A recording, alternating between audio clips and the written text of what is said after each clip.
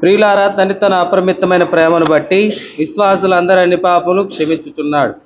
శిక్షించుటకు ఇష్టపడట మన పాపములను జ్ఞాపకము చేసుకొనడు. అట్టి తండ్రిని నిత్యము స్తుతించుదము.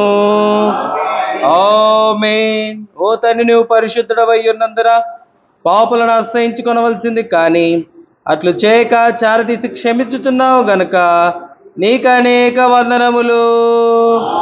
ఆమేన్. సంఘమంతా కూర్చుందాము. మరి ఒక పర్యాయము అందరికీ మరణాత మరణాత కూర్చుందాం. సంఘమంతా కూర్చుందాము. మరి ఒక పర్యాయము అందరికీ మరణాత. తెలుగు క్రైస్తవ కీర్తన పుస్తకంలో నుంచి 4వ కీర్తన 7, 8, 9 చరణాలు పాడుకుందాం. మరి ఎవరైనా పాడని వారుంటే దయచేసి పాడండి. తెలుగు క్రైస్తవ కీర్తన పుస్తకంలో నుంచి 4వ కీర్తన 7, 8, 9 చరణాలు పాడుకుందాం. చేయవే మనసా ప్రేమాసుడగు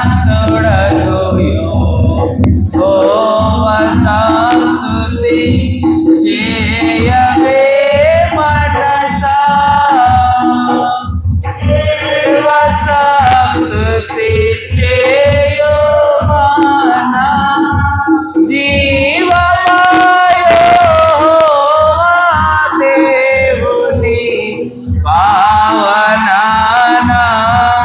మమును దేవు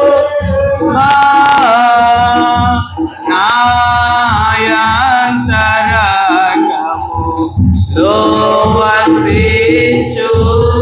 నో సమస్త పడమటికి తో పెంతాయడము పాపములకు మనకు నాంతాయడము కలుగా చేసియున్నాడు మన పాపములను ఎడముగానే చేసియున్నాడు. ఆ కారణము చే దేవ సంస్తుతి చేయవే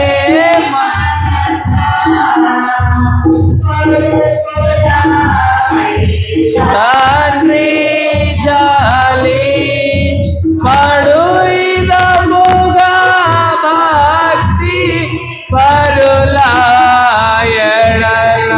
జాలి పడును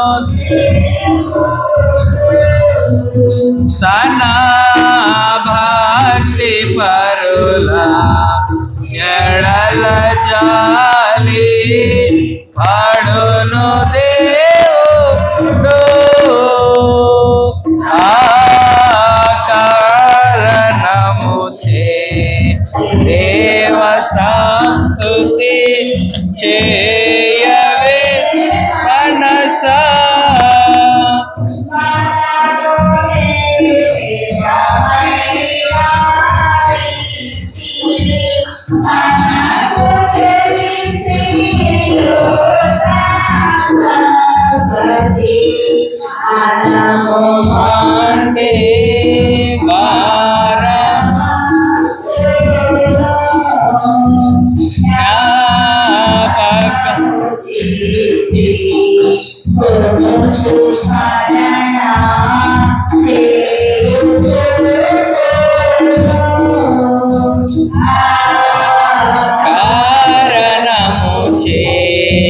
దేవ సంస్తుతి చేయవే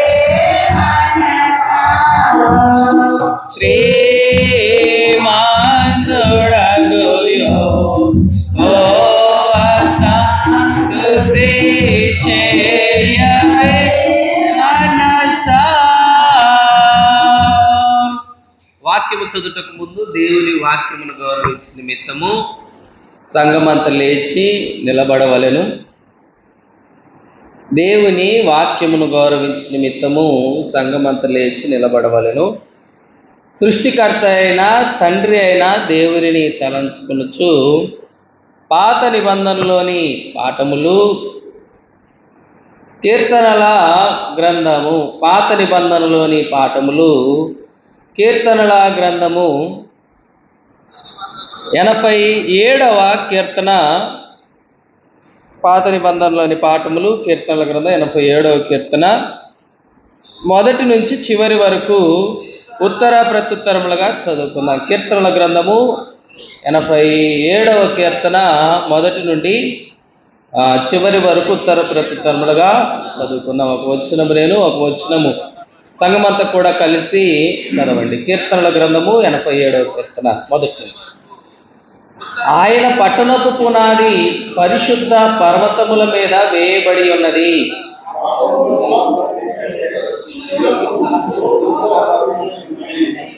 దేవుని పట్టణమా, మనుషులు నిన్ను గూర్చి మిక్కిలి గొప్ప సంగతులు చెప్పుకొందురు.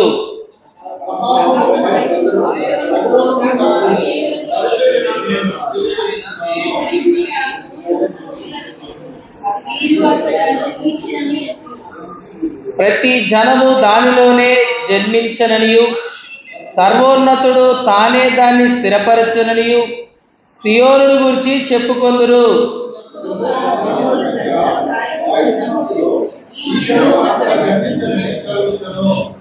పాటలు పాడుచు, వాయిద్యములు వాయించుచు, మా ఓటలన్నీ నీ యందే ఉన్నవని వారందరూ ఆమేన్. కుమారుడైన క్రీస్తు ప్రభువుని తలంచుకొనుచు సువార్తల పాఠములు చదువుకుందాం. కుమారుడైన క్రీస్తు ప్రభువారు, కుమారుడైన తండ్రిని తలంచుకొనుచు సువార్తల పాఠములు చదువుకుందాం. మత్తయి సువార్త 24వ అధ్యాయము. మత్తయి సువార్త 24వ అధ్యాయము 32వ వచనం నుంచి చదవండి.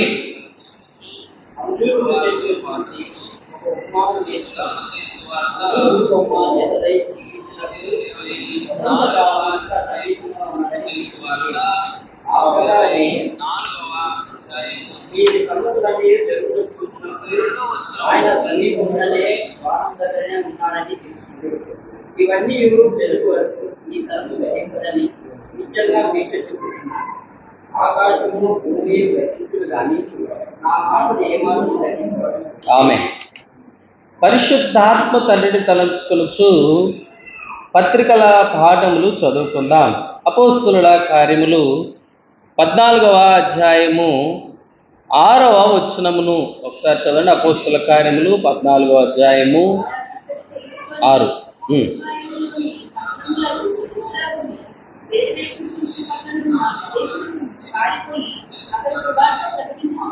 ఆమేన్. వాక్యం ఇచ్చిన తండ్రికి స్తుతి. త్రియేకుడవైన దేవ, భూమి ఆకాశముల కంటెను వెండి బంగారముల కంటెను గొప్పదానమగు నీ గ్రంథమును మాకు దయచేసినావు కాబట్టి నీకు అనేక కృతజ్ఞతా స్తోత్రములు. నీవు స్వయముగా మాకు చెప్పవలసిన మాటలన్నీ ఈ పుస్తకములో ఇమిడ్చినావు గనుక నీకు మా వందనములు సమర్పించుకొనుచున్నాము. ఆమేన్. పరమదేవని బంధనాజ్ఞల్ భక్తితో గైకొను జనులకు, పరమదేవని బంధనాజ్ఞల్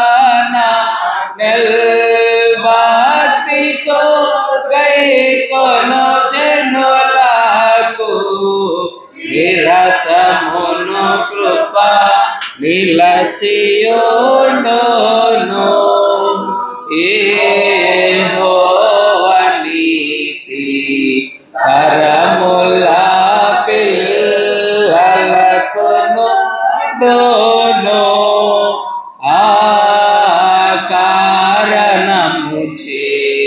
దేవ సంస్తుతి చేయవే మనసా,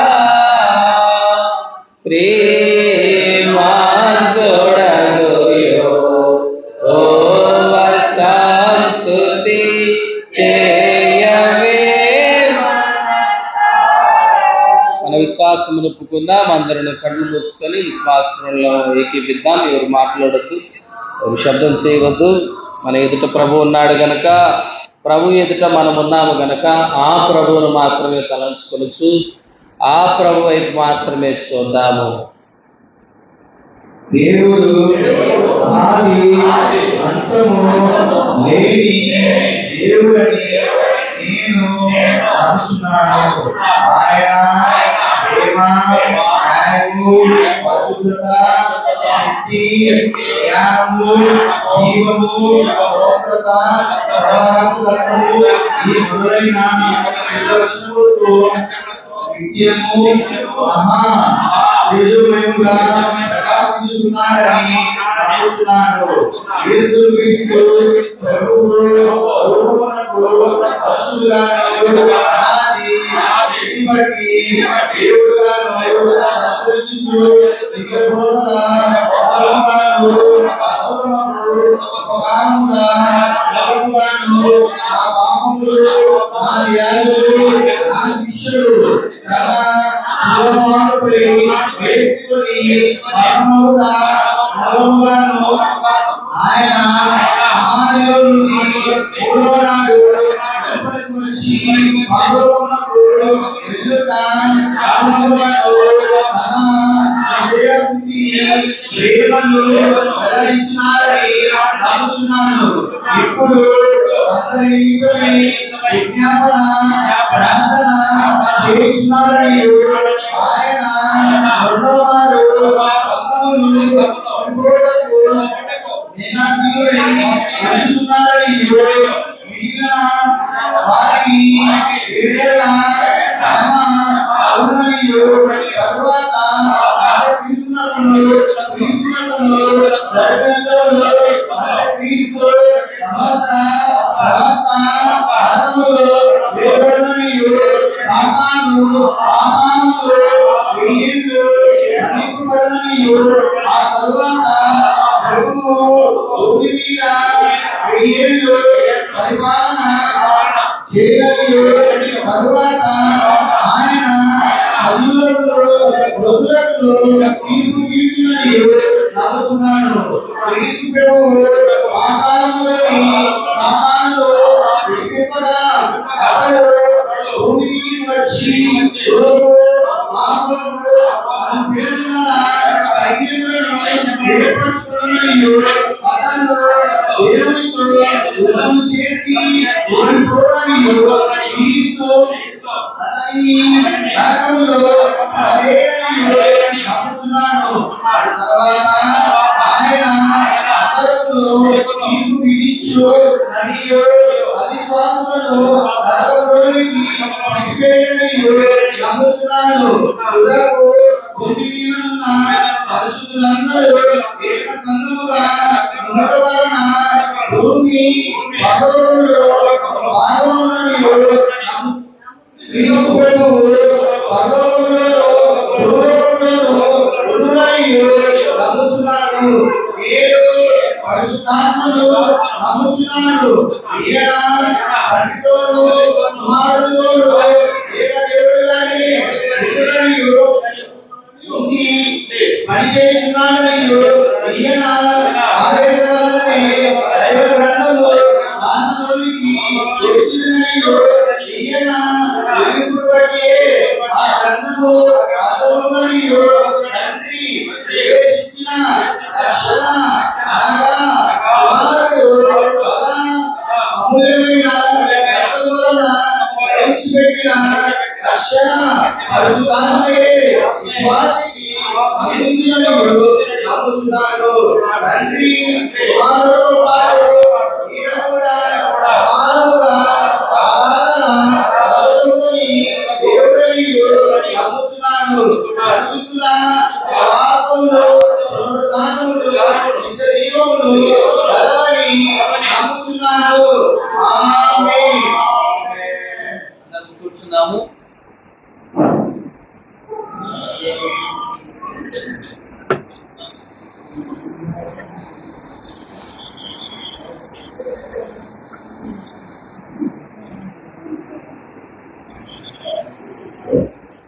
సరే, మంచిది. దేవునికి స్తోత్రము. మీ అందరికీ నా మరణాత. మరి అందరు చెప్పండి, మరణాత. మరణాత.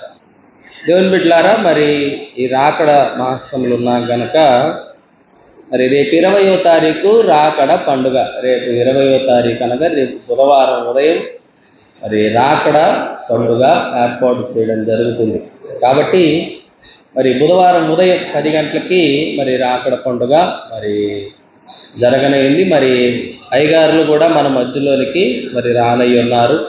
కాబట్టి దేవుని బిడ్డలారా, మరి మీరందరూ కూడా ఏకీవించవలసిందిగా మరలా మీకు మనవి చేస్తున్నాం. అలాగనే మరి 4వ తారీఖు ఇక్కడ సెమీ క్రిస్మస్ ఉంటుంది. డిసెంబర్ 4వ తారీఖు మరి రాయవరం మన మందిరంలోనే అది సెమీ క్రిస్మస్ కార్యక్రమం ఏర్పాటు చేయబడుతుంది కనుక మరి మీరందరూ కూడా ప్రేమతో ఏకీవించవలసిందిగా మరి మరలా మీకు జ్ఞాపకం చేస్తారు. ఎందుకంటే దేవుని బిడ్డలారా, మరి దైవజనులు దేవదాసయ్య గారు మరి మనకి నెలకొక పండుగ ఆచరించుటకు దైవజనులు మనకు తెలియజేశారు. కాబట్టి మరి పండుగ ఆచరించడం మనకు ఆశీర్వాదకరమే. అయ్యగారు రాశారు కదా, క్రిస్మస్ అన్న పండుగ చెయ్యకున్నా అంటే మరి పండుగలు ఆచరించడం కూడా మనకు క్షేమము ఆశీర్వాదకరమే గనక మరి రేపు బుధవారం 20వ తారీఖు రాకడ పండుగ. కాబట్టి మరి అందరూ కూడా మరి మీరు కలర్ డ్రెస్సులైనా వేసుకొని రావచ్చు, తెల్లని వస్త్రాలని కాదు, కానీ పండుగ కాబట్టి మరి మీరు ఏ వస్త్రాలైనా వేసుకొని రావచ్చు. అలాగే మరి పండుగ నిమిత్తమే కానుకలు ఇవ్వాలనుకున్న వారు కూడా మీరు మీ కానుకలు అర్పించవచ్చు. కాబట్టి మరి ప్రత్యేకమైన పండుగ దినాలు కనుక మరి మీకు దీవెన ఉంటుంది అన్నమాట. మీరు సహకరిస్తే, మీరు ప్రభు పనిలో ఉంటే ప్రభు మిమ్ములను మరి దీవిస్తారు. కాబట్టి ప్రియ దేవుని బిడ్డలారా, మరి రాకడ మాసంలో ఉన్నటువంటి మనము మరి రాకడ వర్తమానములను మరి మనము తెలియజేసుకుంటున్నాం. రాకడ వర్తమానాలే మరి ధ్యానం చేసుకుంటూ ఉన్నాం. కాబట్టి నేటి కాలము కూడా మరి ఒక రాకడ వర్తమానమును మీ ముందు ఉంచడానికి మరి ఇక్కడ నిలవబడి ఉన్నాను. మరి దేవుని బిడ్డలారా, మీరు గమనించినట్లయితే ఈ రాకడ దినాల్లో మరి అనేకుల ఆలోచన లేదా అనేకుల యొక్క మనస్సు ఎలా ఉంటుందంటే చాలా త్వరగా ఎదిగిపోవాలన్న మనస్సు ఉంటుంది అన్నమాట. అంటే ఎంత త్వరగా అంటే చాలా త్వరగా మనము ఎదిగిపోవాలి, చాలా త్వరగా మరి మనము అందనంత ఎత్తుకు వెళ్ళాలన్న ఆలోచన మరి మనకు చాలా వరకు ఉంటుంది అన్నమాట. ఒక రాత్రిలోనే లేదా ఒక రోజులోనే మనం గొప్ప వాళ్ళం అయిపోవాలి, లేదా ఒక రోజులోనే గొప్ప స్థితికి వెళ్ళిపోవాలని మరి మనం అనుకుంటాం. చూడండి, మరి ఒక రోజంట ఒక వ్యక్తిలా ప్రార్థన చేస్తున్నాడంట. ఏంటంటే, దేవా ఒక్క రోజులో నాకున్న కష్టాలన్నీ పోవాలని ప్రార్థన చేస్తున్నాడంట. ఏమని చేస్తున్నాడంటే ప్రార్థన, ఒక్క రోజులో నాకున్న కష్టాలన్నీ పోవాలి అని ప్రార్థన చేశాడంట. ప్రార్థన చేసి ఆమెను అనేసరికి సిల్లిపోయిందంట. సిల్లిపోయేసరికి, ఏంటి ప్రభా, నా కష్టాలన్నీ పోవాలి, ఇంకా నా పెంచావా కష్టాలంటే ప్రభు అన్నాడంట, ఇదిగో దీన్ని బట్టే నీకు అన్ని కష్టాలు వచ్చాయి, అందుకే దీన్ని తీసేస్తున్నాను అని అన్నాడంట. దేన్ని బట్టి అంట? కాబట్టి దేవుని బిడ్డలారా, మరి మన జీవితంలో మరి అనేకమైన శ్రమలు మన సొంతానికో లేదా మన సొంత ఆలోచనలకు, సొంత భోగములకు అనేకమైన శ్రమలు కూడా మన జీవితంలోనికి వస్తాయి. కాబట్టి అలా తొందరపడకుండా, లేదా అలా మరి మనము చాలా మరి తొందరగా ఎదగాలన్న ఆలోచన ఉంటుంది, లేదా తొందరగా పెద్ద అయిపోవాలన్న ఆలోచన ఉంటుంది. అయ్యగారు అన్నారండి, ఎంత తొందరగా పెరుగుతామో అంత తొందరగా పడిపోవడానికి కూడా అవకాశం ఉంటుందని అన్నారు.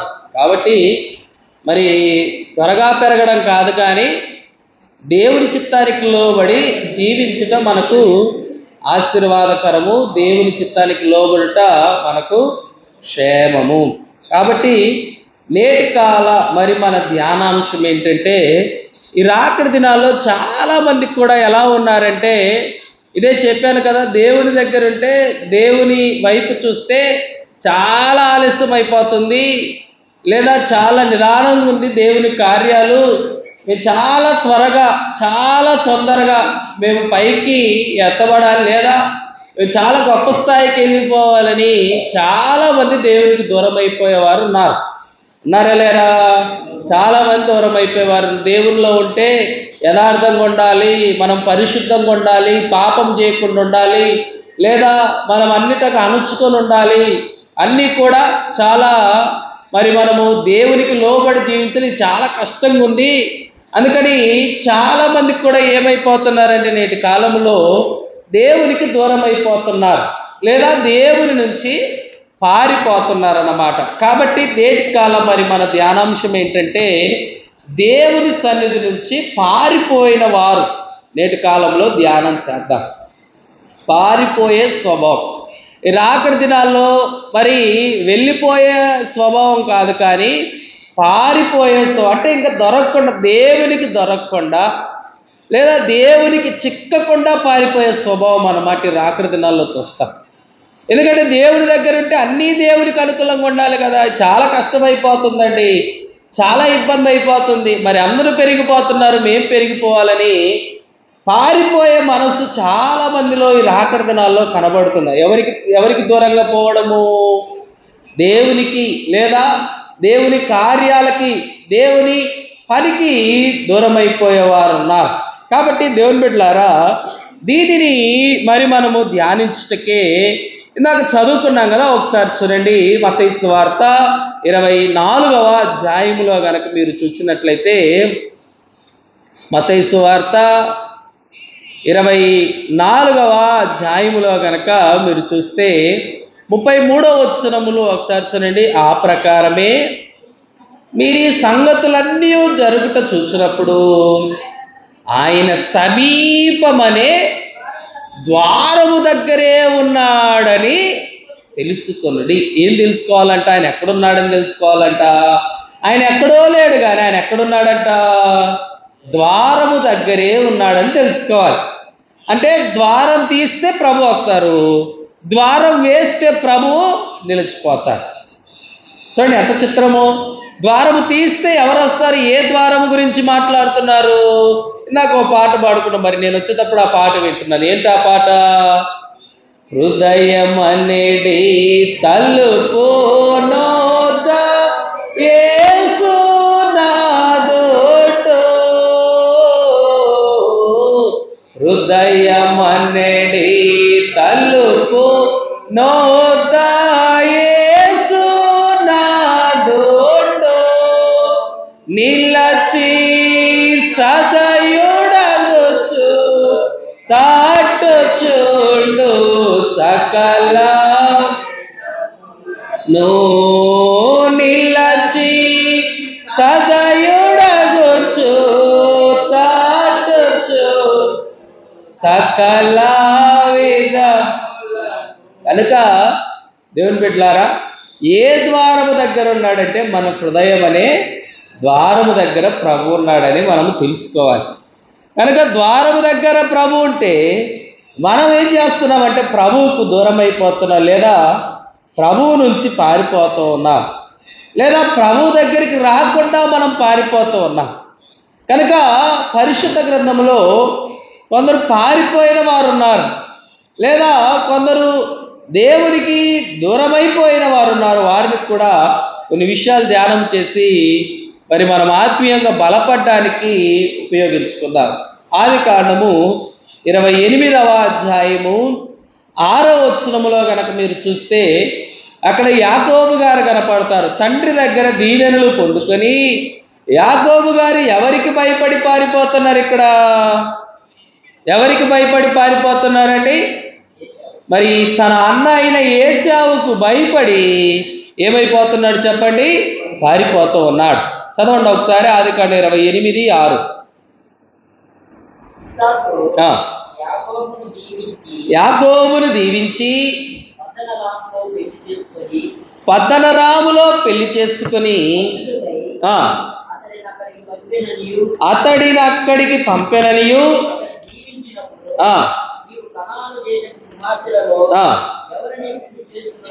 ఎవరిని పెళ్లి చేసుకొనవద్దనియు అతనికి ఆజ్ఞాపించెను. యాకోబు పద్దనరామునకు వెళ్ళిపోయెను. ఎక్కడికి వెళ్ళిపోయాడు? తండ్రి దీవెనలు తీసుకొని పెద్దన్నరాము అనగా మరి యాకోబు గారు ఆ ఊరికి వెళ్ళడానికి గల కారణం ఏంటంటే, యాకోబు తల్లి ఎవరు చెప్పండి? యాకోబు తల్లి ఎవరండి? రెబ్కా. ఈ రిబ్కా వాళ్ళ సహోదరుడు లేదా పుట్టిల్లే ఏ ఊరంటే పెద్దన్నరాము. అందుకని ఈ ఇస్సాక్ అంటాడు, నువ్వు ఎక్కడికి వెళ్ళొద్దయ్యా, ఇదిగో మీ మామగారి దగ్గరికి వెళ్ళు, అనగా మీ పుట్టింటికి, మీ అమ్మగారి పుట్టింటికి నీవు వెళ్ళి అక్కడ ఆ ఊరిలో ఒకతను చూసి వివాహము చేసుకొనుము అని ఇక్కడ యాకోబు గారికి ఏం చేస్తున్నాడు? తండ్రి సలహా ఇస్తున్నాడు. దేవుని బిడ్డలారా, యాకోబు గారు పారిపోవడానికి గల కారణం ఏంటంటే, ఎవరి మీద ఉన్న భయము? తన అన్న ఏమైనా తనను చేస్తాడేమో అన్న భయం. వాస్తవానికి దీవెనలు ఎవరు పొందుకోవాలి? ఏశావు పొందుకోవాలి. కానీ ఏశావును దీవించవలసినటువంటి స్థలములో దేవుడే ఎవరిని దీవించాడు? యాకోబును దీవించాడు.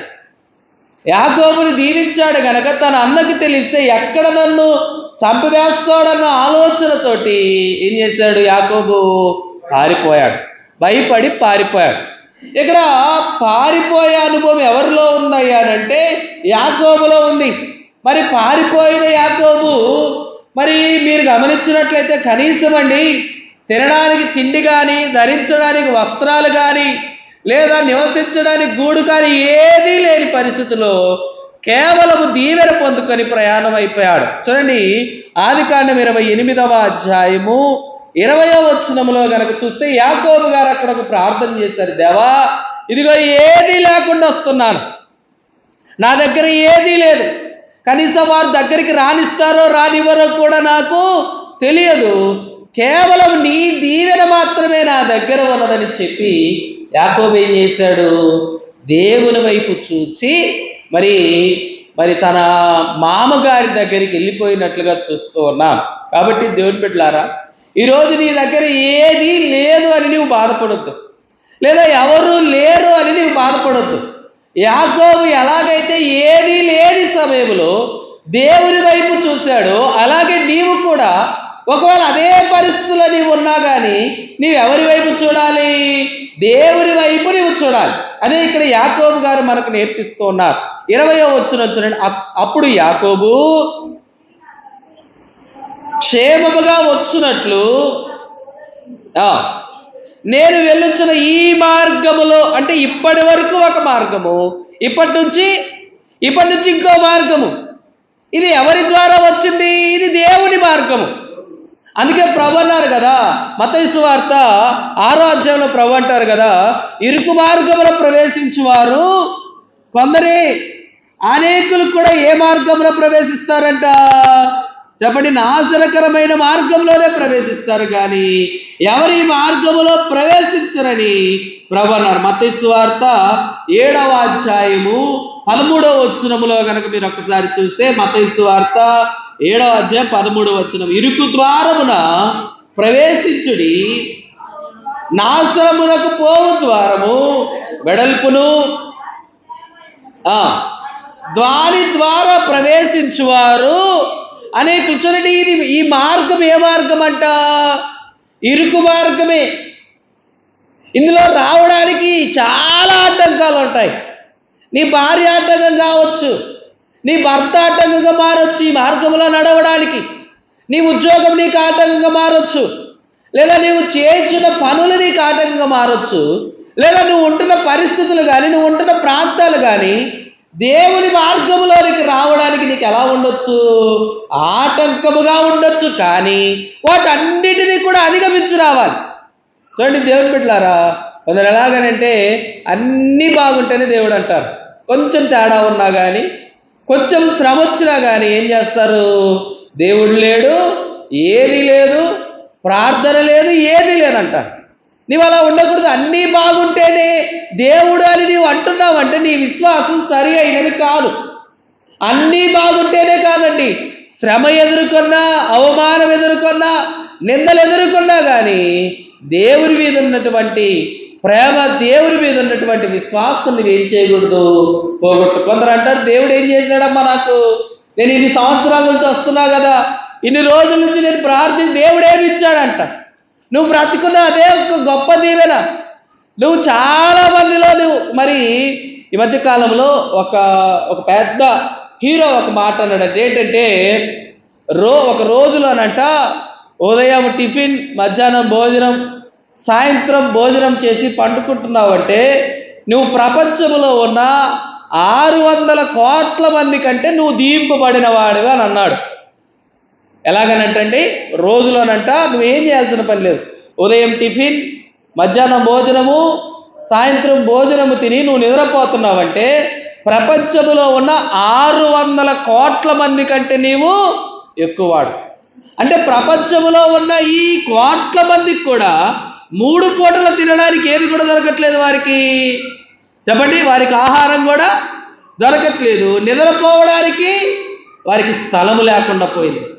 అంటే రోడ్ల మీద చూడండి, ఎంతోమంది ఇల్లు లేని వారు ఉంటారు, కనీసం 3 పూట్ల ఆహారం తినని వారు ఉంటారు, కనీసం వేసుకోవడానికి వస్త్రాలు లేని. వీరికంటే దేవుడు మనల్ని గొప్పగా ఉంచాడా లేదా? ఉంచాడు కదా. కాబట్టి దేవుని బిడ్డలారా, దేవుడు ఏం చేశాడు నువ్వు అనొద్దు. దేవుడు నీకు ఆరోగ్యం ఇవ్వడమే, దేవుడు నీకు ఒక రోజు ఇవ్వడమే గొప్ప. కాబట్టి ఇక్కడ యాకోబు కూడా ఆగేటాడు, దేవా ఏదీ లేదు ఇప్పుడు నా దగ్గర, ఇక ఉన్నది ఒకే ఒక మార్గం. అది ఏ మార్గం అయ్యా అంటే అది నీవు ఏర్పాటు చేసే మార్గమే. నువ్వు నన్ను చంపుతావో చంపు, బ్రతికిస్తావో బ్రతికించు, దీవిస్తావో దీవించు, నాకు ఏది ఇచ్చినా కానీ నీవిచ్చినట్లే. చూడండి దేవుని బిడ్డలారా, ఈ అనుభవం యాకోబు గారిలో ఉంది కనుకనే యాకోబును దేవుడు ఏం చేశాడు చెప్పండి? దీవించాడు. అన్నీ నీవే. అయ్యగా రాశారు కదా, మరి యేసు ప్రభువు మా హితబోధకుండు అనే కీర్తనలో మరి చివరి చరణంలో ఒక మాట ఉంటుందండి. ఒకసారి పాడండి. యేసు ప్రభువు మా హితబోధకుండు అనే కీర్తనలో చివరి చరణం ఉంటుంది. యేసు క్రీస్తుగా దేవు ఇలకు వచ్చిన తండ్రి, యేసు క్రీస్తుగా దేవు ఇలకు వచ్చిన తండ్రి, నా సర్వమని నేను నమ్ముకున్నాను, నా సర్వమని నేను నమ్ముకున్నాను, యేసు ప్రభువా మా హితము. చూడండి అయ్యగారు ఏం రాశారు, దేవుణ్ణంట ఎలా నమ్ముకున్నాడంట చెప్పండి. ఎలా నమ్ముకున్నాడంట ఆయన? నా సర్వమని నేను నాకు అన్నీ నీవే కనుక నా జీవితంలో ఏది జరిగినా ఏది కలిగినా అన్నీ నీవే, నా సర్వమని నేను నమ్ముకున్నానని రాశాను. కాబట్టి దేవుని బిడ్డలారా, డబ్బు ఉందని కానీ, అధికారం ఉందని కానీ, లేదా బలగం ఉందనో లేకపోతే లోక సంబంధమైన వాటి మీద నీ మనస్సు నిలుపుకొని దేవుణ్ణి పక్కన పెడుతుంటే దేవుని దీవెన నీవు పొందుకోలేవు. అందుకే అయ్యగారు రాశారు కదా, నా సర్వమని నేను నమ్ముకున్నాను. కాబట్టి ఇక్కడ యాకోబుకి ఎవరు సర్వము చెప్పాలి? ఎవరు సర్వము అంటే ఎవరు? అన్నీ దేవుడే. తల్లి వదిలేసింది, తండ్రి వదిలేశాడు. తండ్రి కూడా ఏం చెప్తున్నాడు? నువ్వు చూసుకో, మేము పెళ్లి చేస్తామనట్లేదు. ఇక్కడ తండ్రి ఏమని, నీవే ఒక కుమార్తెను చూసుకొని నీవే పెళ్లి చేసుకో అంటే ఇప్పుడు యాకోబులు అందరూ కూడా ఏం చేశారు? అందరూ వదిలివేశారు. కానీ ఎవరు వదిలివేయలేదు? దేవుడు వదిలివేయలేదు. అది యాకోబు గ్రహించాడు. అందరూ వదిలివేసినా, అందరూ నెట్టివేసినా, అందరూ త్రోసివేసినా దేవుడు నన్ను త్రోసి. అదే కదా అక్కడ మాట్లాడుతున్న ఆదికాండం 8వ అధ్యాయము 21వ వచనంలో కనుక చూస్తే, దేవుడు నాకు తోడయ్యుండి. ఇక్కడ ఆయనకి తోడుగా ఎవరు లేరు, తన ఇంటిలో ఉన్నవారు ఎవరూ లేరు. కానీ ఎవరున్నారు చెప్పండి? దేవుడే యాకోబుకు తోడై ఉన్నాడు. కనుక మొదటిగా పారిపోయినటువంటి వారు ఎవరు అనంటే యాకోబు. దేని కొరకు పారిపోయాడు చెప్పండి? అన్నకు భయపడి పారిపోయాడు. తన సహోదరుడికి తన ప్రాణం ఎక్కడ పోతో, తన ప్రాణం ఎక్కడ తన అన్న తీస్తాడని తన అన్నకు భయపడి ఎవరు పారిపోయాడు? ఇక్కడ యాకోబు పారిపోయి, యాకోబు ఎలా మారిపోయాడంటే ఇశ్రాయేలుగా దేవుడి నుంచి పారిపోలేదు, తన అన్న నుంచి పారిపోయాడు, తన ఇంటి నుంచి పారిపోయాడు. కానీ ఎవరి నుంచి పారిపోలేదండి? దేవుడి నుంచి పారిపోలేదు. దేవుడి నుంచి పారిపోలేదు కనుకనే దేవుడు ఏం చేశాడు? దీవించాడు. రెండవదిగా కనుక చూస్తే ఆదికాండం 39వ అధ్యాయము 12వ వచనం, ఆదికాండం 39వ అధ్యాయము 12వ వచనం ఒకసారి మీరు చదివితే చెప్పగా అతడు తన వస్త్రమును ఆమె చేతిలో విడిచిపెట్టి తప్పించుకొని బయటకు, చెప్పండి, తప్పించుకొని బయటకు ఏమైపోయాడంట? పారిపోయాను. ఎవరైనా ఈ పారిపోయిన వ్యక్తి ఎవరు? యోసేపు. యాకోబు గారేమో అన్నకు భయపడి ప్రాణం ఎక్కడ పోద్దో అని దేవుని వెంబడి యాకోబు వెళ్ళాడు. దేవుని ఏర్పాటులోనికి యాకోబు వెళ్తే ఇక్కడ యాకోబు గర్భాన పుట్టిన 11వ వాడు. ఎన్నో వాడండి యాకోబు? 11వ సంతానం యాకోబు. యాకోబుకు 12 మంది కుమారులు, కుమార్తె. మరి ఈ 11వ వాడైన యోసేపు ఎవరి నుంచి, దేని నుంచి పారిపోతున్నాడు? ఇక్కడ పాపము నుంచి పారిపోతున్నాడు. దేని నుంచి పారిపోతున్నాడండి? పాపము చేయకుండా పారిపోతున్నాడు. పాపము చేయాలంటే చాలా మందికి ఈరోజు ఏంటంటే ఆతృత. ఎప్పుడెప్పుడు పాపం చేద్దామా, ఎప్పుడెప్పుడు ఒకరిని పడగొడదామా, ఎప్పుడెప్పుడు ఒకరి కుటుంబాన్ని పాడు చేద్దామా, ఎప్పుడెప్పుడు ఒకరి మీద చెప్దామా, లేనిపోని మాటలు చెప్తాం. ఇదే కదా మనుషులు వెతికేది, అదే కదా. చూడండి, అప్పుడప్పుడు మరి నేను కొంతమంది చూస్తుంటాను అన్నమాట. వారు ఏం చేస్తారంటే ఎదురు చూస్తుంటారు, ఎప్పుడో కుటుంబం నాశనం అవుతా, ఎప్పుడో కుటుంబం పడిపోతా, ఎప్పుడు గొడవలు అవుతాయని కుటుంబాల కొరకు ఎదురు చూసేవారు లేరా? ఉన్నారు కదా. కనుక పాపము చేయడానికి ఆతృత పడే వయసులో ఉన్న యోసేపు దేనికి దూరం అయిపోయాడు చెప్పండి? పాపము చెయ్యకుండా కాపాడుకున్నాడు. ఎవరికి భయపడి? దేవునికి భయపడి. ఇదిగో దేవుడు నన్ను, అక్కడ ఒక మాట ఉండొచ్చు చూడండి, 9వ వచనం ఒకసారి చదవండి. ఆదికాండం 39:9.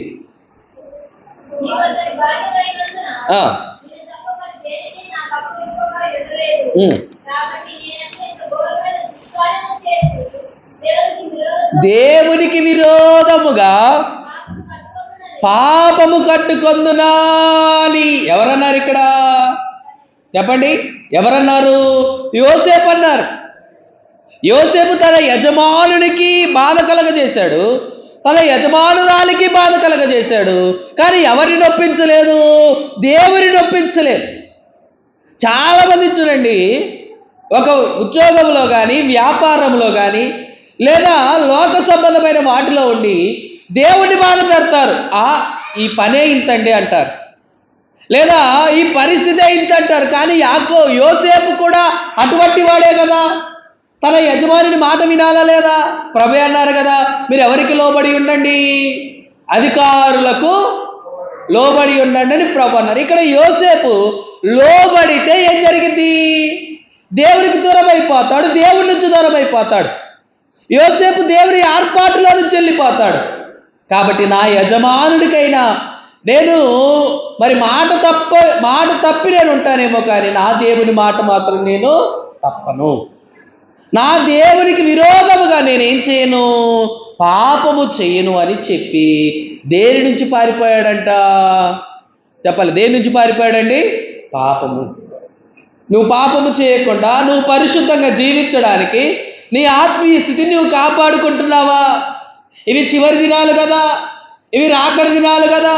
నీ ఆత్మీయ స్థితిని కనుక నీవు కాపాడుకోకపోతే, పాపము నుంచి పారిపోకపోతే దేవుడే నీకేమవుతాడు? విరోధి. దేవుడే నీకు విరోధి అవుతాడు అన్నటువంటి విషయాన్ని నువ్వు గుర్తుంచుకోవాలి. ప్రియా దేవుని బిడ్డలారా, దేవుని విశ్వాసులారా, దేవుని మాటలు వింటున్న వారులారా, యోసేపు ఎలాగైతే పాపము నుంచి పారిపోయాడో, పాపము చేయకుండా పారిపోయాడో, నీవు వారు ఏమైనా అనుకోని, వారు ఏమైనా లెక్క కట్టని, వారు నిన్ను ఎన్ని మాటలేనని అయ్యగారు రాశారు కదా, ఒట్టి మాట ఒట్టి తగులు. వారు ఎన్నేం చెప్పుకొని, వారిని మీద ఎన్ని లేనిపోని మాటలు చెప్పుకున్నా ఆ ఒట్టి మాటలన్నీ కూడా ఏదో ఒక దినాన్ని ఏమైపోతాయి? ఒట్టివైపోతాయి. అవి గట్టివి కావు, కానీ ఏమైపోతాయి చెప్పండి? ఒట్టివైపోతాయి. కాబట్టి మరి యోసేపు ఎలాగైతే పాపము నుంచి పారిపోయాడో, మనము కూడా ఏం చేయాలి? చివరి దినాల్లో పాపము నుంచి మనలను మనం ఏం చేసుకోవాలి చెప్పండి? కాపాడుకోవాలి, లేదా పాపము చేయకుండా తప్పించుకోవాలి, లేదా పాపములో పడకుండా మనల్ని మనం ఏం చేయాలి? కాపాడుకోవాలి. పాపములో మరలా నన్ను పడకుండా చేసి, పాపములో మరలా నన్ను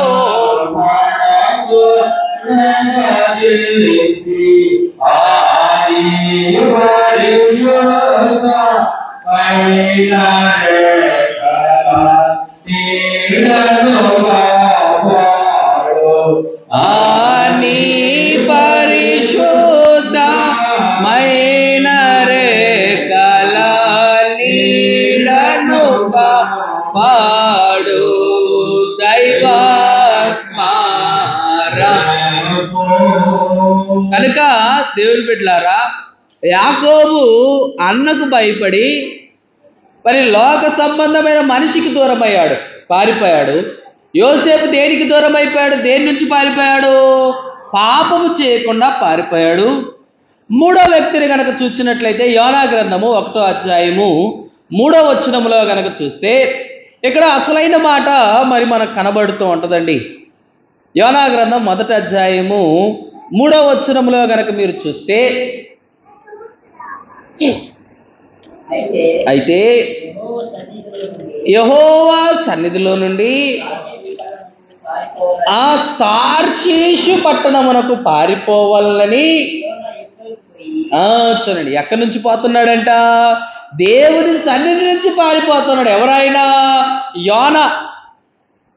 యోనా మనవాడే, లేదా యోనా మనలాంటి లక్షణము కలిగిన వాడే. దేవుడిని వద్దు అంటే అదే చేస్తాం మనం. పిల్లలు చూడండి, అప్పుడప్పుడు కత్తి కానీ లేకపోతే ఏదైనా పదునైన వస్తువు పట్టుకుంటే ఏమంటాము? పట్టుకోమంటామా? ఏమంటాం మనము? వద్దు అంటాం. కానీ పిల్లలు ఏం చేస్తారు? అదే పట్టుకోవాలంట. అలాగే మనం కూడా దేవుడు వద్దు అన్నదాన్ని మనం ఏం చేస్తాము? మరి చేస్తూ ఉంటాం. వద్దు నాయన, ఇది వద్దు అని దేవుడు ఏదైతే చెప్తాడో దానినే చేసే స్వభావమే ఎవరిది చెప్పండి? యోనా. యోనా కూడా అటువంటి వాడే కదా. దేవుడు ఏ పట్టణానికి వెళ్ళమన్నాడు? నినేవే పట్టణానికి వెళ్ళమన్నాడు. కానీ యోనా ఏ పట్టణానికి వెళ్తున్నాడు? తర్షీషు. నినేవే పట్టణానికి ఎందుకు వెళ్ళలేదంటే, అయ్యా వారు పాపులు, పాపము చేసిన వాడు శిక్ష అనుభవించాలి, ఇదిగో వారిని నువ్వు కాపాడొద్దు, వారికి ఇలా జరగాల్సిందే. అప్పుడప్పుడు మనం కూడా అనుకుంటాం కదా, నీకు ఇలా జరగాల్సిందేరా కదా, నీకు ఇలా జరగాల్సిందే. కానీ దేవుని బిడ్డలారా, దేవుని ప్రేమ అటువంటిది కాదు. అయ్యగారు అన్నారు కదా, పాపము చేసిన వారికి శిక్ష తప్పదు, పశ్చాత్తాపడిన వారికి క్షమాపణ తప్పదు. నువ్వు పశ్చాత్తాపడితే, మరి తెలుగులో కూడా ఒక సామెత ఉంటుందండి, ఏంటిదంటే పశ్చాత్తాపానికి మించిన ప్రాయశ్చిత్తము లేదు. నువ్వు పశ్చాత్తాపడమే అన్నిటికంటే గొప్ప స్థితి. కనుక నీ తప్పు నీవు తెలుసుకోవడమే గొప్ప స్థితి. అలాగే దేవుని బిడ్డలారా, నినేవే పట్టణానికి దేవుడు వెళ్ళమన్నాడు. యోనాకి ఎందుకండి? యోనాకు అవసరం లేదు కదా. దేవుడికి ఎక్కువ తెలుసా, యోనాకి ఎక్కువ తెలుసా? చెప్పాలి. ఎవరికి ఎక్కువ తెలుసు? దేవుడికే ఎక్కువ తెలుసు. మనకి ఎక్కువ తెలుసా, దేవుడికి ఎక్కువ తెలుసా? నిజమంటారా?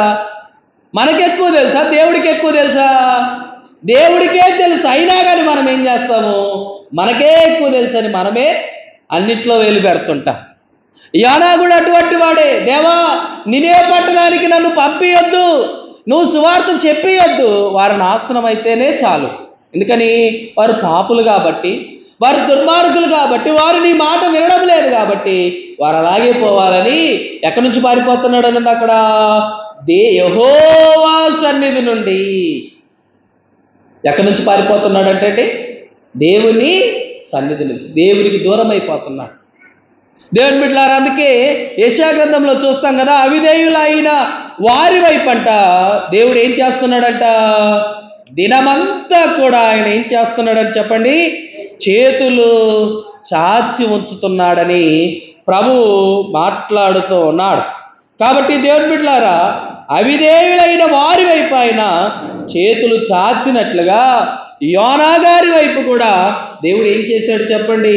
లేదా నినేవే వారి వైపు కూడా ప్రభు ఏం చేశారు? చేతులు చాచి ఉంచాడు. వారు ఎప్పుడు మారుతారా, ఎప్పుడు వారిని కాపాడు. ఒక్క ఆత్మ నశించడము కూడా ఎవరికి ఇష్టము కాదు? దేవునికి ఇష్టము కాదు. కనుక ఈ యోనా ఇక్కడ 4 అధ్యాయాలు ఉన్నాయండి. యోనా గ్రంథము 4 అధ్యాయాలు గనక మీరు చూసినట్లయితే 4 అధ్యాయములు గనక 4 మాటలలో చెప్పుకోవాలంటే మొదటి అధ్యాయం పారిపోయిన యోనా. కాబట్టి మొదటి అధ్యాయం ఏంటిది? పారిపోయిన యోనా. ఎవరి నుంచి పారిపోయాడు? దేవుడి నుంచి పారిపోయాడు. దేవుని సన్నిధి నుంచి పారిపోయాడు. ఒకవేళ నీవు కూడా దేవుడి నుంచి పారిపోతే యోనా ఎదుర్కొన్న శ్రమల కంటే ఎక్కువ నీవు ఎదుర్కొంటావు. జాగ్రత్త. ఎప్పుడు అనుకోవద్దు దేవుడి నుంచి పారిపోవాలి. లూకా సువార్త 15వ అధ్యాయంలో చూస్తాం కదా, తండ్రి నుంచి అక్కడ పారిపోయాడు కుమారుడు.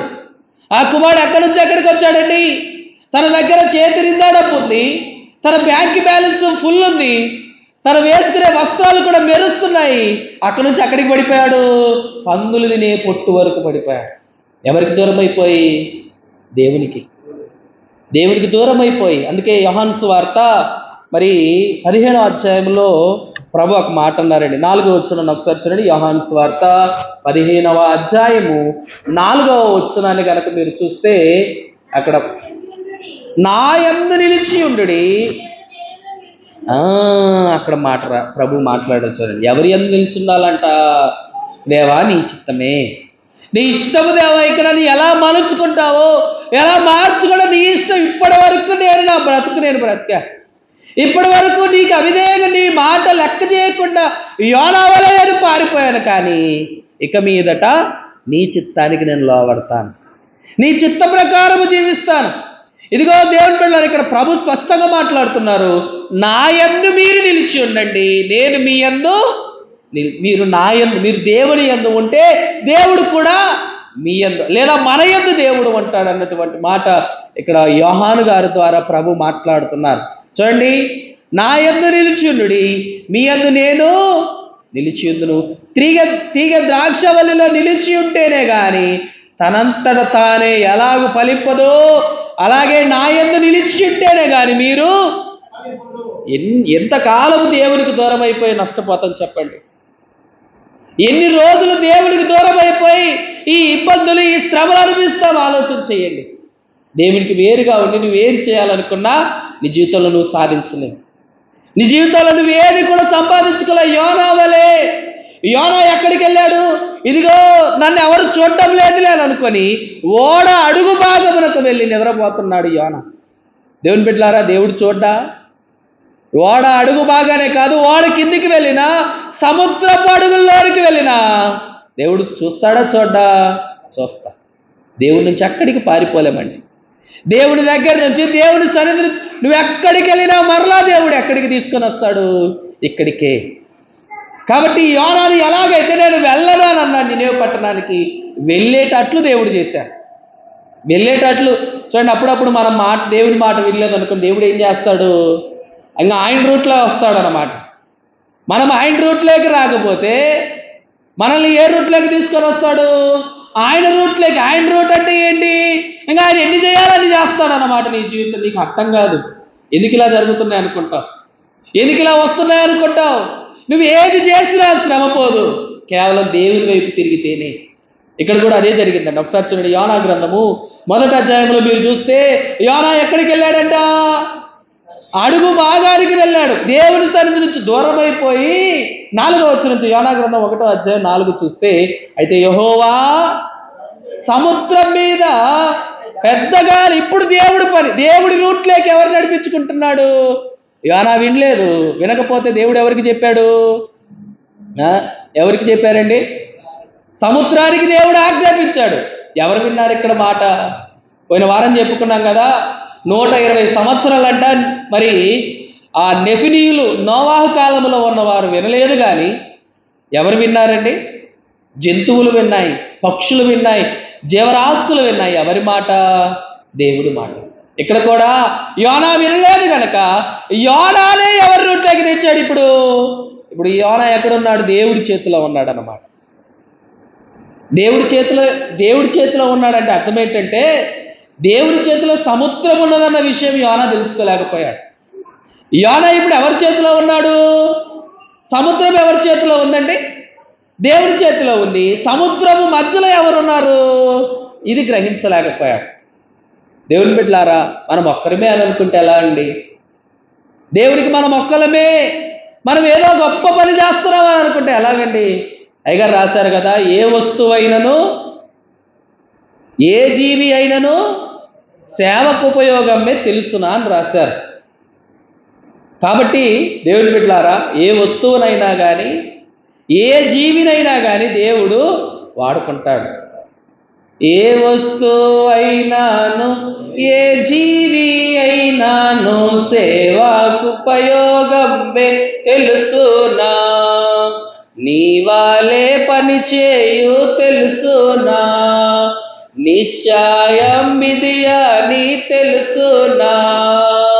క్రైస్తవ సంగమ ఘనకార్యములు చేయు కాలము వచ్చేను తెలుసునా, క్రీస్తు ప్రభువు నీ క్రియల మూలముగా కీర్తి పొందునని తెలుసునా, కీడు నోడింతు తెలుసునా, ఇటుకు విడగొట్టుదవు. కనుక ఏ వస్తువు అయినను ఏ జీవి అయినను దేనికి ఉపయోగపడిద్దంట? మనకు ఉపయోగపడకపోయినా దేవునికి ఉపయోగపడే విధంగా ఆయన మార్చుకుంటాడు. నువ్వు ఆయన చేతిలోనికి వెళ్తే ఆయనే ఉపయోగించుకుంటాడు. దేవుని బిడ్డలారా, అప్పుడప్పుడు మన బైక్ కానీ లేదా మన ఇంట్లో ఏ వస్తువు అయినా కానీ రిపేర్ అయిందనుకోండి, మనం ఎంత చూసినా మనకు అర్థం కాదు. ఇప్పుడు టీవీ రిపేర్ అయిందనుకోండి, మనం ఎంత చూసినా మనకి అర్థం కాదు. లేదా ఒక బైక్ రిపేర్ అయిందనుకోండి, మనం ఎంత చూసినా మనకు అదే మెకానిక్ దగ్గరికి తీసుకుని వెళ్ళామనుకోండి, వాడు ఒక పావు గంటలో రిపేర్ చేసిస్తాడు. మనం గంట చూసినా ఒక రోజంతా చూసినా మనకు అర్థం కాదు. అది ఎవరి చేతిలోనికి వెళ్తే? బాగు చేసేవారి చేతిలోనికి వెళ్తే అది ఏమైపోద్ది? బాగుపడిపోద్ది. అలాగనే దేవుడి చేతిలోనికి మనం వెళ్తే దేవుడే మనల్ని బాగు చేస్తాడు, దేవుడే మనల్ని సరిచేస్తాడు. కాబట్టి దేవుని బిడ్డలారా, యోనా కూడా గ్రహించలేకపోయాడు. ఏంటంటే, నేను వినకపోతే వాళ్ళు నాశనం అయిపోతాను అనుకున్నాడు. కానీ ఎవరి చేతిలో చిక్కాడంటే దేవుని చేతిలో. దేవుడు ఎవరికి ఆజ్ఞాపించాడు? సముద్రానికి దేవుడు ఆజ్ఞాపించాడు. సముద్రంలో ఏమి కలిగింది? తుఫాను కలిగింది. యోనా ఉన్న ఓడ బద్దలైపోతుంది. అప్పుడు యోనా ఏమనుకున్నాడనంటే, మరి ఓడ అడుగు భాగానికి వెళ్ళి నిద్రపోతుంది. యోనా గ్రంథం 1వ అధ్యాయము 6వ వచనం ఒకసారి మీరు చూస్తే, 5వ వచనం చివరిలో చూడండి. ఓడ దిగువ భాగములకు పోయి పండుకొని గాఢ నిద్ర అయిపోయిందిలే అనుకున్నాడు యోనా. దేవుడి చేతిలో చిక్కారులే అని అనుకున్నాడు. కానీ తుఫాను వచ్చే సంగతి, ఓడ బద్దలైపోతున్న సంగతి ఎవరికి అర్థం కాలేదు. యోనా గ్రహించలేకపోయాడు. అలాగే చూడండి, దేవుని మాట వినకపోతే ఎన్ని అవస్థలో. ఇవన్నీ దేనికి వచ్చాయంటారు? కేవలము దేవుని మాట వినకపోవడం, లేదా దేవుని నుంచి పారిపోవడం, దేవుని నుంచి దూరం అయిపోయి. ఇవన్నిటికీ కారణం ఒకటే, దేవునికి దూరం అయిపోవడం. అదే కదండి, దేవుని మాట వింటే ఇవన్నీ ఉండేవి కాదు కదా. సరాసరి నేనే వెళ్ళేవాడు. వారు విన్నా వినకపోయినా యోనాకు వచ్చే నష్టం లేదు కదా. వింటే బాగుంటుంది, వినకపోతే ఎలా వారి మీదకి శిక్ష వచ్చింది. యోనా చేసిన ఆ పొరపాటు చూడండి. మరి ఓడలోకి వెళ్ళాడు, తుఫాను వచ్చింది, ఓడ బద్దలైపోతుంది. ఓడలో చీట్లు వేశారు. అప్పుడు ఎవరి వల్ల వచ్చింది ఈ కష్టము, ఎవరి వల్ల వచ్చింది ఈ ఆటంకం అని వారు చీట్లు వేస్తే చీటు ఎవరి పేరు వచ్చిందంట?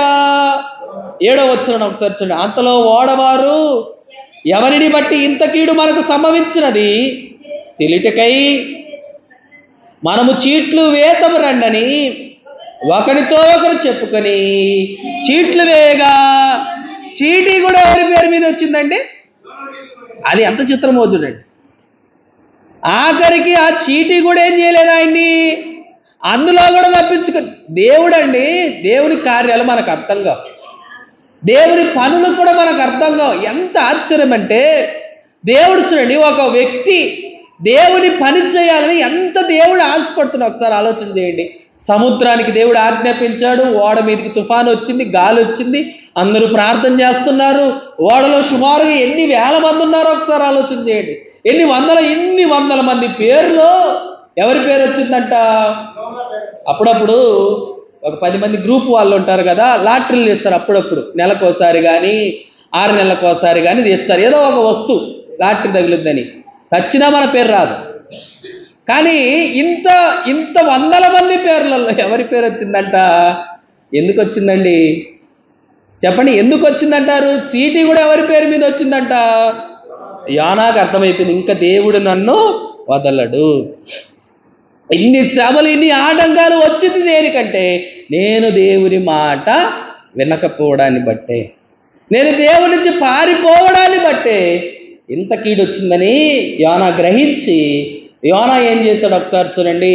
9వ వచనంలో గనక చూస్తే, అతడు వారితో ఇట్లా అతడు అనగా యోనా, నేను హెబ్రీయుడను, సముద్రమునకును భూమికిని సృష్టికర్త అయి ఆకాశమందుండు దేవుడైన యెహోవా యందు నేను భయభక్తులు గల. ఇప్పుడు అంటున్నాడండి, అసలు భయం ఉందంటారు యోనాకి? భయం ఉంటే ఎందుకు పారిపోతాడు? అదే కదా, యోనాకు భయం లేదు, దేవుడు అంటే భక్తి కూడా. కొన్నిసార్లు చూడండి, తాగుబోతు కూడా అంటాడు దేవుడు అంటే నాకు భయం అని. నీకు భయం ఉంటే నువ్వు ఎందుకు తాగుతావు? నీకు భయం ఉంటే నువ్వు దేవునికి ఎందుకు దూరంగా ఉంటావు? నీకు భక్తి ఉంటే దేవుని మందిరానికి ఎందుకు రావు? అదే కదా, యోనా ఏమన్నాడు చెప్పండి? యెహోవా యందు నేను భయభక్తులు అన్నవాడు దేవుని మాట వినాలా వినకూడదా? వినాలి. వింటేనే భయభక్తులు ఉన్నవాడు, వినకపోతే భయభక్తి లేనివాడు. కనుక ఇక్కడ చూడండి, యోనా అంటున్నాడు నేను భయభక్తులు గలవాడును. 10వ వచనం చూడండి, తాను యెహోవా సన్నిధిలో నుండి పారిపోతున్నట్టు అతడు ఆ మనుషులకు తెలియజేసి ఉండెను గనక వారు సంగతి తెలుసుకొని మరింత భయపడి. ఇప్పుడు ఎవరికి భయం వచ్చింది? యోనాను బట్టి ఓడలో ఉన్న వాళ్ళకి శ్రమ, నిన్ను బట్టి నీ కుటుంబంలో, నీ సంస్థలో, లేదా నీ చుట్టూ ఉన్నవా, నువ్వు దేవుని మాట వినకపోతే, నువ్వు మాట వినలేదనుకో, నీ ఇంట్లో వాళ్ళకి, నీ ఇంట్లో వాళ్ళ చుట్టూ నీ బంధువులకి, లేదా నీ చుట్టూ ఉన్న వాళ్ళకి ఇలా ఏమైపోద్ది? వ్యాపించి ఏదో ఒక రూపాన్ని నువ్వు ఏం చేయాలి? దేవుని మాటకి. మీరు అనుకోవచ్చండి, యోనా లేడు కదా, మిగిలిన వారు ఏమైపోయారో అని అనుకోవచ్చు మీరు. యోనా ఒక్కడే కదా, దేవుడు ఎవరినైనా వాడుకోవచ్చు కదా. నాకు పాడుకున్నాం కదా, దేవుడు ఎవరినైనా ఏ వస్తువునైనా దేవుడు వాడుకుంటాడని మనం విన్నాం కదా. యోనా లేకపోతే యోనా లాంటి 100 మందిని దేవుడు కలగజేయగలడు. యోనా లేకపోతే 100 మందిని దేవుడు తీసుకొని రాగలడు. కానీ దేవుడికి ఎవరు కావాలి? యోనా కావాలంతే. యోనా దేవుడికి అవసరము కనుక యోనాను దేవుడు ఏం చేయనీయట్లేదు, ఎక్కడికి వెళ్ళనీయట్లేదు, దేవుని మాట వినాలంతే. దేవుని బిడ్డలారా, నేను లేకపోతే మోషే అన్నట్లుగా, దేవా నేనెందుకు, నా అన్న అయిన అహరోను ఉన్నాడు కదా అని అంటే, దేవుడికి తెలుసు అహరోను ఉన్నాడని. కానీ దేవునికి ఎవరు కావాలి? మోషేనే కావాలి. అలాగనే దేవుని బిడ్డలారా, బైబిల్ మిషన్ అందుకోవడానికి భూలోకంలో ఎంతో మంది ఉన్నారు, కానీ దేవుడికి ఎవరు కావాలి? దేవదాసయ్య గారే కావాలి. యేసు ప్రభుకు జన్మనివ్వడానికి ఎంతో మంది కన్యకలు ఉన్నారు, కానీ దేవుడికి ఎవరు కావాలంటే మరియమ్మ గారే కావాలి. అలాగనే దేవుని బిడ్డలారా, ఈరోజు దేవుని పని చేయడానికి ఎంతో మంది ఉన్నారు, కానీ దేవుని మార్గంలో నడవడానికి ఎంతో మంది ఉన్నారు, కానీ దేవుడు నిన్ను కోరుకుంటున్నాడు. దేవుడు నిన్ను కోరుకుంటున్నాడు కనుక ఇక్కడ కూర్చోబెట్టాడు.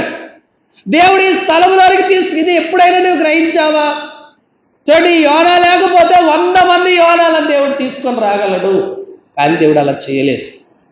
మరలా దేవుడు ఏం చేశాడు? యోనానే ఎలాగైనా కానీ తన వైపు దేవుడు ఏం చేశాడు? నడిపించుకున్నాడు. ఆ తర్వాత చూడండి, యోనాని ఎత్తి సముద్రంలో వేశారంట. 12వ వచనంలో చూడండి, నన్ను ఎత్తి సముద్రంలో పడవేయుడి, అప్పుడు సముద్రము మీ మీదికి రాకుండా నిమ్మలించునని అతడు వారితో చెప్పారు. ఇప్పుడు అర్థమైపోయింది ఎవరిని బట్టి వచ్చింది. ఈ మనసులో అనుకొని ఉంటాడు, నువ్వు నన్ను వదిలేటట్లు లేవుగా. దేవుడు వదలండి.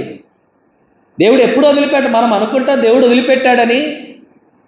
దేవుడు మనల్ని ఎప్పుడో దూరం చేసి మనం అనుకుంటాం, కానీ దేవుడు మనల్ని మన పక్కనే ఉంటాడు. ఆయన ప్రభు అన్నారు కదా, నిన్ను విడువను నిన్ను ఎడబాయనని వాగ్దానం చేస్తుంది. మనం వదిలిపెట్టడు. ఏదో ఒక చిన్న రోగానికో, చిన్న బలహీనతకో, చిన్న కష్టానికో వెంటనే మన మనసులో వచ్చేది, నన్ను ఎందుకు వదిలిపెట్టాను? వదిలిపెట్టండి. ప్రభు పక్కనే ఉంటాడు. మనం ఎప్పుడైతే ఆయన వైపు చూస్తామో, ఆయన మీద ఆధారపడతామో, సముద్రము అడుగు భాగానికి వెళ్ళిన యోనా చచ్చిపోలేదు. ఒక చిన్న రోగం నువ్వు ఎలా చచ్చిపోతావు? దేవుని అంత తక్కువ అంచనా లేదా? దేవుణ్ణి ఎందుకు అంత చిన్నగా మనం ఎందుకు చూస్తున్నాం? చూడండి, యోనా ఎక్కడికి వెళ్ళాడు? ఇప్పుడు సముద్ర అడుగు భాగానికి వెళ్ళిన యోనా చచ్చిపోయాడా? చావలేదు కదా. చావు రాకుండా కాపాడింది ఎవరు? దేవుడే.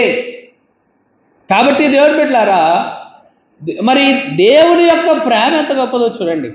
సముద్ర అడుగు భాగానికి వెళ్ళిన యోనానికి కూడా దేవుడు ఏం చేశాడు? బ్రతికించాడు కదా.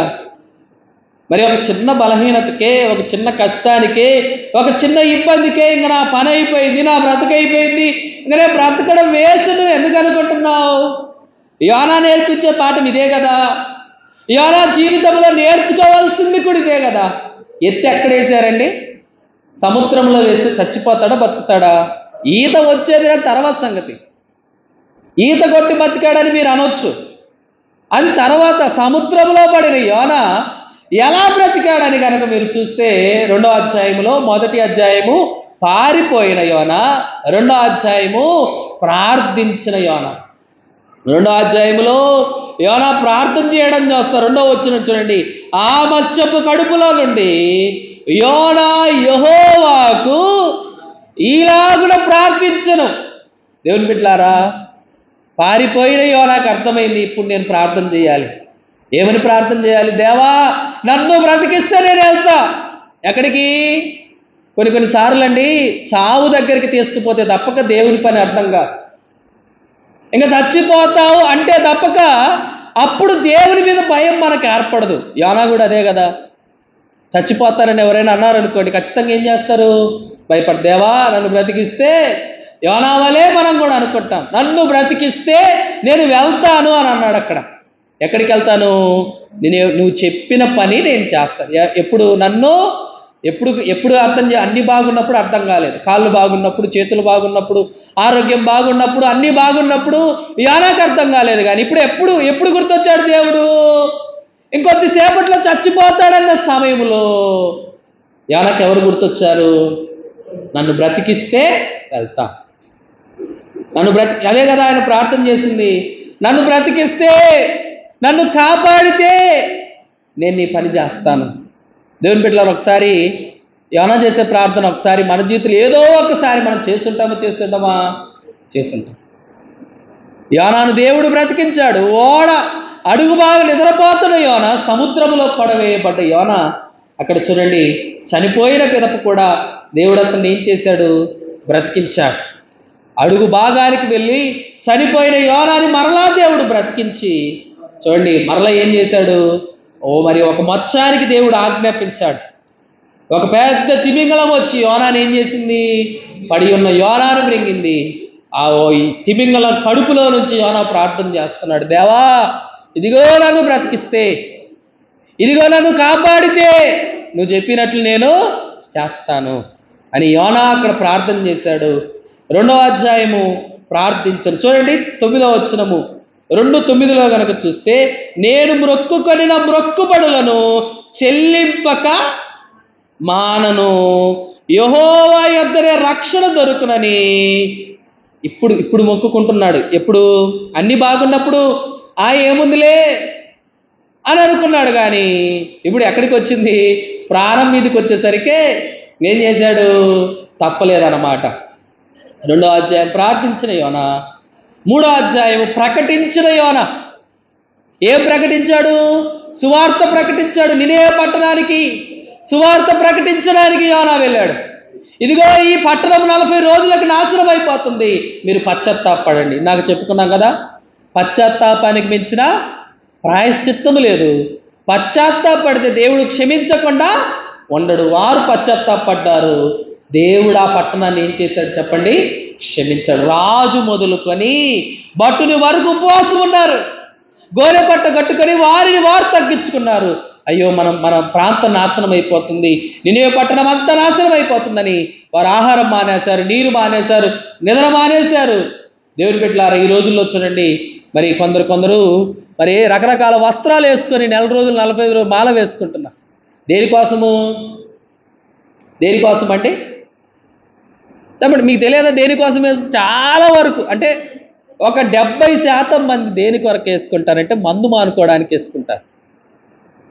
ఉదాహరణ చెప్తా చూడండి. ఈ బండ్లు వేసిన అబ్బాయి ఉన్నాడు కదా, ఈ బండ్లు వేసిన అబ్బాయి డ్రైవర్స్ కాల్ అనమాట. మొన్న పోయిన శుక్రవారం కాక అటు పోయిన శుక్రవారము డ్రైవర్స్ కాల్లో అది బైక్ ఆగిపోయింది అనమాట.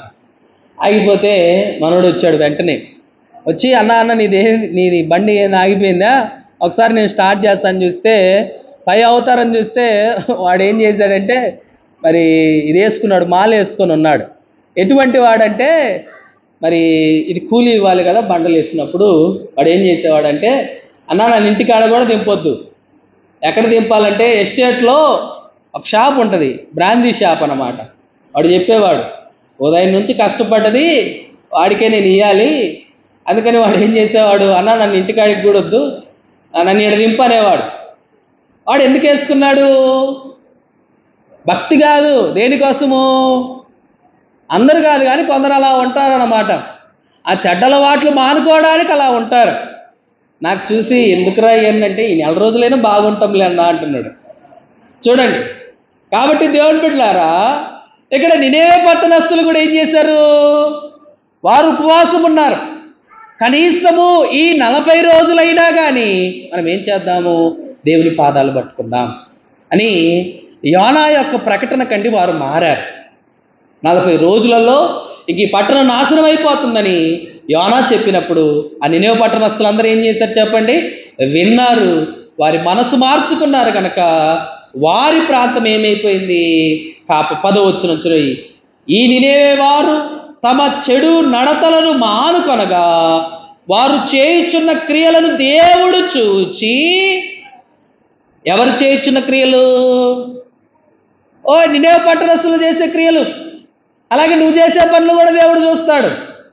నువ్వు ఏ పనులు చేస్తున్నావో, ఏమేమి కార్యాలు చేస్తావు దేవుడు చూస్తాడు. జాగ్రత్త. చూచి పశ్చాత్తాపుడై వారికి చేయుదునని తాను మాట ఇచ్చిన కీడు చేయక మానెను. ఎవరు మానుకున్నారంట? దేవుడే తన వాగ్దానాన్ని ఏం చేశాడు? మరలా వెనక్కి. ఇందాక చదువుకున్నాం కదా, ఆకాశం భూమికి ఎత్తించిన ఆయన మాట. మరి ఇప్పుడేమైపోయింది? దేవుని మాటే కదా. దేవుడు ఎందుకు మాట్లాడాడంటే వారు తప్పించుకోవడానికి దేవుడు మాట్లాడాడు. వారు యోనా మాట విన్నారు, వారు తప్పించుకున్నారు. 4వ అధ్యాయము పశ్చాత్తాపడిన యోనా. నినేవే వారు 3వ అధ్యాయంలో పశ్చాత్తాపడితే 4వ అధ్యాయంలోనికి వచ్చేసరికి యోనా పశ్చాత్తాపడ్డాడు. ఏమనంటే 3వ వచనం 4:3 కనుక చూస్తే, నేనిక బ్రతుకుట కంటే చచ్చుట మేలు. ఏమనుకున్నాడు? దేవా, నేను గనక నీ మాట వినకపోయి ఉంటే ఈ పట్టణం ఏమయ్యేది? నా వల్ల, ఒక్క వ్యక్తి వల్ల ఒక ప్రాంతం ఏమైపోయిందో చూడండి, నాశనం అయిపోయింది. దేవుని బిడ్డలారా, నేటి కాల పరిస్థితులు కూడా అదేనండి. నేటి కాల జీవితాలు కూడా అదే. నీవు రక్షింపబడకపోతే నీ కుటుంబం ఏమైపోయేదో, నిన్ను గనక ప్రభు పిలుచుకోకపోతే, ప్రభు మార్గములో నడిపించుకోకపోతే నీ బ్రతుకు, నీ కుటుంబం ఏమేమో ఒకసారి ఆలోచన చేసి. కనుక యోనాను బట్టి ఒక పట్టణం కాపాడబడింది, ఒక ప్రాంతం రక్షింపబడింది. అప్పుడు పశ్చాత్తాపడుతున్నాడు. 4 అధ్యాయాలు 4 మాటలు. ఏం చేయాలి? మొదటి అధ్యాయం ఏంటండి చెప్పాలి? మొదటి అధ్యాయం ఏంటి? పారిపోయిన యోనా. అందరూ చెప్పాలి. మొదటి అధ్యాయం ఏంటండి? పారిపోయిన యోనా. నువ్వు దేవుడి నుంచి పారిపోవద్దు. నువ్వు దేవుడి నుంచి పారిపోతే ఖచ్చితంగా నీ జీవితంలో శ్రమలు ఎదుర్కొంటావు. 2వ అధ్యాయము పారిపోయిన యోనా. 2వ అధ్యాయంలో ప్రార్థించాడు, ప్రార్థించిన యోనా. 3వ అధ్యాయము ప్రకటించిన యోనా. ఏమని ప్రకటించాడు? ఇదిగో మీరు మారు మనసు పొందకపోతే మీ దేశం నాశనం అయిపోతుందని ప్రకటించాడు. ఈరోజు కూడా ప్రకటిస్తున్నా, ప్రభు రాకడ అతి సమీపముగా ఉంది, 7 ఏళ్ల శ్రమలు రాబోతున్నాయి, నీ ఆత్మ అగ్నిగుండములో కాలిపోద్దన్న ప్రకటనలు నువ్వు వింటున్నావు కదా. నిన్నే పట్టణస్థులే మార్చుకో.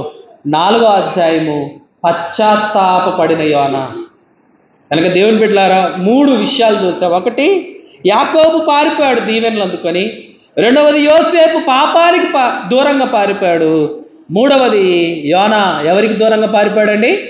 దేవునికి దూరంగా పారిపోయాడు. దేవునికి దూరంగా పారిపోయిన యోనా మరలా దేవుడు ఏం చేశాడు? మరలా తన శక్తితో, యోనా వినలేదు గనక మరి పిల్లలు మారం చేసి అన్నం తినలేదు అనుకోండి, తల్లిదండ్రులు ఏం చేస్తారు? కుక్కి నోట్లో పెడతారన్నమాట. వాడు నోరు తెరవకపోయినా ఏం చేస్తారు? ఎలాగైతే కుక్కి పెడతారో, బలవంతంగా పెడతారో, అలాగే దేవుడికి కూడా బలవంతంగా ఎవరిని తీసుకొని వచ్చారు? యోనాను తీసుకొని వచ్చారు. కాబట్టి దేవుని బిడ్డలారా, నువ్వు దేవుని నుంచి పారిపోతున్నావా? దేవుని సన్నిధి నుంచి పారిపోతున్నావు? ఒకసారి పరిశీలన చేసుకో. యోనా ఎదుర్కొన్న శ్రమల కంటే ఎక్కువ ఎదుర్కోవాల్సి వచ్చింది. ఆ పిదప ప్రార్థించిన, ఆ పిదప నువ్వు మొరపెట్టిన, బహుశా యోనాకి అక్కడ జవాబు వచ్చింది. బహుశా నీ జీవితంలో జవాబు వస్తూ రాదో పరిశీలన చేసుకో. ఇవి రాకడి దినాలు గనక, ఇవి చివరి దినాలు గనక నువ్వు పాపము నుంచి పారిపోవాలి, లోక సంబంధమైన వాటి నుంచి పారిపోవాలి, సాతాను క్రియల నుంచి నువ్వు పారిపోవాలి. నువ్వు దేవునికి దగ్గరకు బ్రతకాలి. దేవుడి నుంచి నువ్వేం చేయకూడదు? పారిపోకూడదు. దేవుని సన్నిధి నుంచి పారిపోకూడదు. దేవుని పని నుంచి నీవు పారిపోకూడదు. కాబట్టి దేవుని బిడ్డలారా, అట్టి పాపానికి పారిపోగలిగిన స్థితి, దేవుని సన్నిధిలో నిల్చుండగలిగిన స్థితి ప్రభు మనకు అనుగ్రహించాను, రాకడికి సిద్ధపరచును గాక. ఆమెను. ప్రార్థన. మహాపరిశుద్ధుడైన మా ప్రియ పరలోకపు తండ్రి, విన్న మాటలు మా హృదయంలో ఫలింపజేయండి. పక్షులు ఎత్తుకొని వెళ్లకుండా పారిపోయిన వారు నాయన పరిశుద్ధ గ్రంథంలో చూసి మేము కూడా నీ సన్నిధి నుంచి పారిపోతున్నామేమో, నీ మార్గం నుంచి పారిపోతున్నామేమో, నీ శక్తి అనుభవించక నీ మార్గములో కడవరకు నడవక పారిపోతున్నామేమో దేవా. మేము అలా పారిపోక పాపము నుంచి, లోకము నుంచి, లోక ఆశల నుంచి యోసేపు ఎలాగైతే పారిపోయాడో అలాగే మేము కూడా పరిశుద్ధంగా ఉండుటకు పాపము నుంచి పారిపోయి నీ మార్గంలో కడవరకు జీవించగలిగిన మనస్సును మా అందరికీ అనుగ్రహించమని, పెళ్లి కుమారుడు వచ్చుతున్న సదాకాలము తోడుకుంటానని వాగ్దానం చేసిన యేసుక్రీస్తు నామమున వేడుకొనుచున్నాం మా పరమ తండ్రి. ఆమేన్. మీ అందరికీ మరణాత. మరి గమనించండి, ప్రకటనలు 20వ తారీఖు మరి రాకడ పండుగ ఉంటుందండి. 20వ తారీఖు రాకడ పండుగ ఉంటుంది. దయచేసి మరి గమనించి, 20వ తారీఖు అంటే రేపు